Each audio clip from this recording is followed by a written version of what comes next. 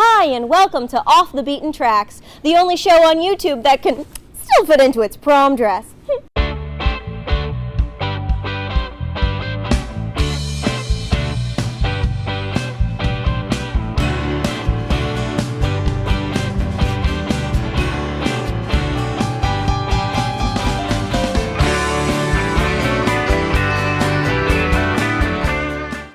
Welcome back to Off the Beaten Tracks. I'm Roxanne, and today we're going to get into part 2 of the trip down memory lane with Cathy Young. Hey. Hey. Hey, girl. We're going to talk about Cathy's second album, and this one, Travel Steam, was the one that won her the famous Juno for Most Promising Vocalist. My heavens, that must have been something else. Again, otherworldly. Mostly on FM airplay. And that's a historical fact as well. It was a heady time. It took a while. It took me 4 years from the first album to do it. And Shel Saffron stepped up to the plate and produced this album.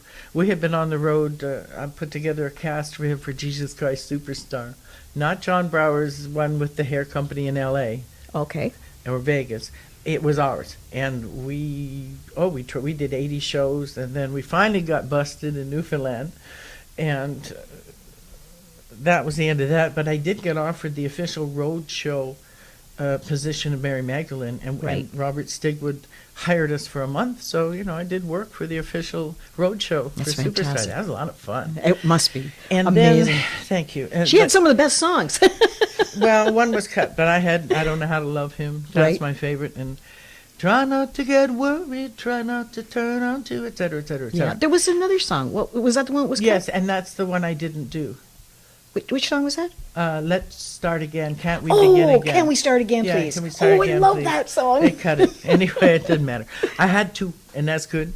And so when we finished the tour, Shel, of course, had come back the month before because they got an injunction, so he wasn't part of the show anymore. But when I came back, he thought, I got to do it, and he promised me. So we went in the studio, and in a weekend, we recorded the album. It was a big party, and we had 35 top Canadian musicians and singers on that album. I love to share my sandbox. I could not do that with the first album, but I had the opportunity to do this. My only regret is I don't have George Oliver on there. Oh. Shelley held the line and said, we got Frank Shepard, who's gone. We got so many people on there. You can't have one more. Oh man. Really, it's my album. I really should have pushed it, but I was intimidated, and I'll always regret that. But I sing with George now. We do. I'm with him on his gospel show and stuff. Yes, like I that. heard It's that. 20 years we've been doing it now. Oh man! And I'm going to sing with him for honoring Donnie Triano at the Canadian Songwriters Hall of Fame Awards in November, 21st of November. Right. So I'm going to sing there. We did that for Donnie's tribute before as well. So truly, truly, truly an honor. Yeah. So Georgie wasn't there, and I'm sorry, Georgie. Forgive me. It wasn't me. But 35 top Canadian musicians. We had Diane Brooks. Love May her. she rest in peace. So many of these people are gone. Georgie, the engineer, George Semke. Yeah. Brenda Gordon is Brenda Russell. Right. And when we did the backups, oh my It must have been amazing. It was me in the middle of Diane and Brenda. And we were the Rounder sisters. And I learned so much just from the session. Oh, yeah. So we'd have a party. We'd have everybody in the other room, and we'd invite them in as it went. Danny McBride. And performing as Otto was the one and only Paul Nauman. Foot and Cold from Water. Foot and Cold Water. Yes. Fabulous player. Probably one of the best in the world. And I'm ever so glad I hooked him up so that he could be in that group. That's another story, and we don't have time today. No. Wait for the book. So Paul was there. So many others. Actually, we incorporated an older song and redid a little bit with Roy Smith, who was gone. John Fotley's still here. Keith Jollimore gone. A lot of these people were here and now gone. Diane Brooks. But it was the best. When they did Maggie May, we also used a Mellotron. Peter Shanky, remember Wire Shop? Yep. Okay. Well, he had a Mellotron, always ahead of the game. I actually was the first voice on the Mellotron. I did sing for the tapes for him. I did. So in the song Maggie May, which I sung, for my dog, Waggy, who passed away, I did not sing my own backups. I left it to Diane Brooks and Brenda Gordon, and oh my goodness, what a wise decision, because they just made that song, you know. Now, what studio was this recorded at? This was recorded at RCA Studios on Mutual Street. Right, right. And the Thunder late, great, Studios. George Semke Yeah. on controls. Fabulous. Fabulous. You must be so happy to have had that opportunity, especially since all these people are now, so many of them are gone, and to have this on record is just, you know, It's historical. it's wonderful. And my third one, the collection that I just put together with 20 years of unreleased and live product, mastered by Les Bateman, Wire Shop. Friends, old friends, new friends are silver, but old friends are gold. I am one of the wealthiest women in the world You are. because of who I have in my heart and on my Rolodex, you know? Very and they true. always have me. I'm blessed. I'm truly grateful. I'm truly blessed that I can pick up that phone and call. You'd be surprised. So on this particular album, again, you wrote most of them yourself? Eagle was about a clothing store. I actually had a job, a few of them. Shelley said, you got to get a job. You know, it's going to take a long time. All right. So I went in. One of the sales girls, a woman would walk in. I'd about to walk up to her and, Chee-oh! He swooped down and grabbed her, right? So I turned it into a love song. A lot of the things I wrote weren't to people that really were there. Sometimes there were situations that I turned into that. So that was that one. He swooped down like an eagle. Great, Danny McBride on there. And you can, the way we mixed it and panned it, if you listen to it, oh, it's an eagle. He's an eagle. It's amazing. Coming Home was when we were on the road to Superstar. And I was starting to get funky. And I wrote that song to no one. But everyone else in the cast had someone at home, and they all ended up in the closet crying. Coming Home. Yeah. The Midnight Hour, of course, I didn't write, but that was our group thing that we all did. And Cocaine, I didn't write, but I adapted. I'm Happy is my own. Very nice little ditty. Way before, what's his name? Never mind. Don't worry, be Clap happy. along if you feel. Oh. Because I'm happy. I love him. I love him. Yes, but I was happy way back then. Okay, and this is a country song, Life in the City. I got hired to count people going by the window at the, what was the name of the store? It was a restaurant, orange place. Orange Julep? Nope. Before that, but anyway, Julius? It was at Bay and something, some Okay. big restaurant, and they wanted to know honeydew. Oh, okay. Okay, huh, whew. Close. Alzheimer's, no. I'm counting as people as they go by, and eventually I'm getting bored, and I'm going, okay, click 5 times for the next 5 people. Da, da, da, da, da. And I wrote this song, windows and city streets all in a day, concrete and magic feats come out and play. Life in the city is no easy thing, moving so fast like a bird on the wing. Sometimes I feel like I just can't go on, but the city will be here long after I'm gone. How? Where did it come from? I don't know. Set Me Free was great. It's one of my classic songs. I was listening to that this morning. It's a It- fabulous little song. I loved it. Thank you. It's the one they play in the Friars Music Museum. Oh, is it? Plug. Perfect. Perfect. I Really Needed Me was the one that we imported before we did this album. We did go in the studio, and it was there, so we brought it into this album. We had been recording before we went on the road to Superstar. And that was done by Roy Smith, who unfortunately passed away with his 2 boys in a boating accident. Yeah. May he rest in peace. He was an amazing arranger. And so we had a whole bunch of other people on there. There's about 35 people on there. Well, here they are. Ta-da! There they are. Oh, my goodness. Yeah, and what killed me was when the album got released, GRT made a mistake, and for the first pressing, a lot of them didn't have this printing on it. It was just blank. Oh. Do you think I would put something out like that, just blank, and not give credit to the musicians? No, of course you wouldn't. If you're listening out there, here you are.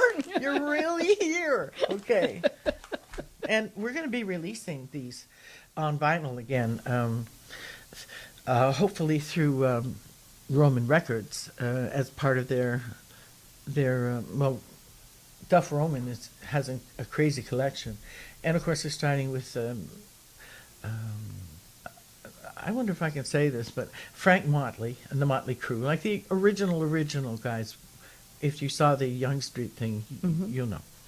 So I'm going to be in there somewhere, and the first and second album is going to be released on vinyl. Gold. I'm going to put it on gold. It's going to be gold vinyl. Fantastic. Yes. If I may, one thing I need to credit. This was taken in by Peter Hitchcock. Fabulous photo. Of the Hitchcock family.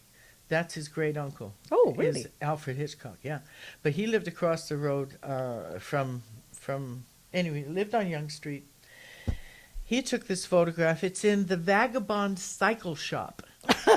They were all around. I'm in a 1920s velvet gown with the leg up there. And that's Edjo, the president's brother's bike. And it was a prize show bike, and it was in an art gallery in Paris. And interestingly, he just walked in with this album to Edjo recently, and he said, "Hey, Edge, remember this?" Edjo, who just had a birthday, happy birthday. He was our protector. He was one of my bodyguards when I did the big concert at Hyde Park, my last concert.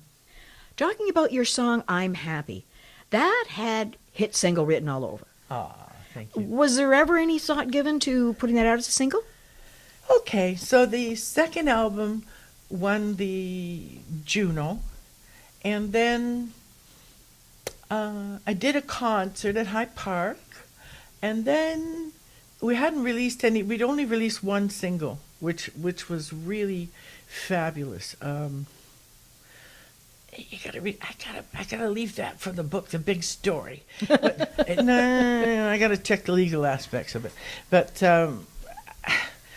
it was.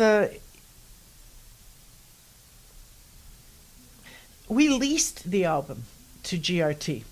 Okay? Oh, okay. So yes, so it was ours. I owned it, and we put one single out. And Shelley got into concert promotion. Wrong. Let's put it that way. And he had to leave the country. He left, and I went to a party at GRT, and like with my family, GRT family. We'd been on the bus, saw Ian Thomas and Hamilton times. I'm part of this family now. So I go to the house, and I'm having a glass of champagne, mingling with other artists. And Ross brings me into a room. He says, "Can I speak to you?" Okay. The president of GRT wants to talk to me. I went, okay. And he said, "Cathy, I'm so sorry. You know, all my life people have been, I don't want to get to it, have been apologizing to me." So I said, "What?" He said, "Well, don't you know? You're not on the label anymore." And my blood turned to ice. And I said, "Huh?" He said, "Well, you leased it to us. The terms of the contract where you had to deliver product before September." Oh. "So you didn't deliver product, so we don't have a deal anymore. I'm so sorry." Oh, goodness. Yeah, goodness. So I stunned. I remember, okay. I walked out the door. I've done acid enough times that it ain't going to kill me. I know how to handle shock. But that shocked me to my core. And who should have been on top of that? Was that your... Sheldon. And, where was he? And he was... Out of the country because there was an incident that happened. Oh, my. and at the island, and he lost all the money, and the big headlines were rock promoters' checks are bouncing all over town in red letters. no. All right, so he had to leave, and that was the end of my career. And he couldn't have called. Whatever. So we stayed in contact. I didn't leave him. I'm loyal.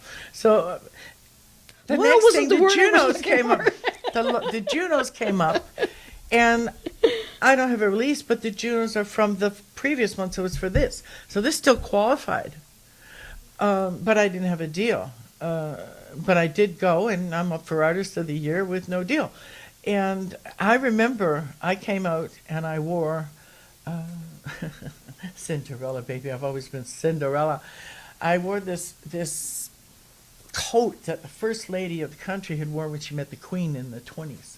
Very historic thing. And I knew we were going to be first on camera, so I said that was a very important thing, but I wanted to look so good for you. And I did a twirl, and Bruce Allen said, "Who's that?" And he came to me later and said, "You should be with me." Oh. Shades of Polydor, shades of fingers. I'm like, okay, I'm signed to Sheldon for the first time ever. We never had a contract, and now we do. So I just left it at that. But I was wearing this beautiful, it was apricot velvet, simulated ruby, silver threads, chinchilla lining. It was fabulous. I put it on Anne Murray because it was for sale, right? $4,000. And she says, "Not for me." That wasn't her stuff.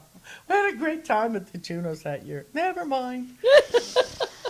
So the coat went back in the morning, and I had no deal. Oh, my goodness. Yeah. And I still have not had a deal, but by choice. I took my ball, and I went home, because I went down to L.A. I followed Shelley down there, and wait for the book. Wait till you hear that story. But it was enough to send me. But I ended up in the Eagles manager's office, and he recorded me. He recognized me through Marcel Goldie McJohn. May he rest in peace. He was my friend. And his girlfriend took me to two people, the manager of War and Irving Azoff, who she used to work with. And Irving recognized it. So I recorded some stuff. They went to Australia for a month. And an incident happened, and I said, "I'm out of here." I went home, and they don't follow you. Strangely. But strangely enough, I called Bruce Allen. And I said, "Are you still interested?" He said, "Are you ready?" I'm sorry. No. You'd think he'd... I love you, Roxanne. He said, "I thought you were working with Irving." We've really come a long way, baby. Love you, Roxanne. Oh, you rock. You got the rock in Roxanne. That's for real, girl. I love you And too, you're making me Tellier. Oh. Well, I'm Roxanne Tellier all. This has been Off the Beaten Tracks, enjoying more time with Cathy Young.